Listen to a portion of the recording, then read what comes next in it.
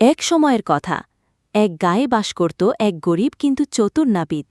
প্রতিদিন সকালে সেই গ্রামের মানুষের চুলদাড়ি কাটত আর কাজ শেষে বাড়ি ফিরে যেত হাসি মুখে। তার নাম ছিল গদানাপিত। একদিন গদানাপিতের কথা শুনে রাজা খুব কৌতূহলী হলেন। তিনি ভাবলেন, চল দেখি এই নাপিত কতটা বুদ্ধিমান।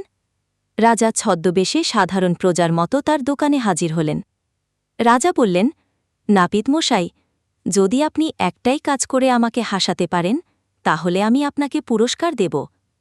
নাপিত হেসে বলল, রাজামশাই, হাসানোর জন্য তো আর জাদু লাগে না, আপনি শুধু আয়নায় নিজের মুখটা দেখুন। রাজা আয়নায় নিজের ছদ্মবেশী রূপ দেখে এমনভাবে চমকে গেলেন যে নিজেই হেসে উঠলেন।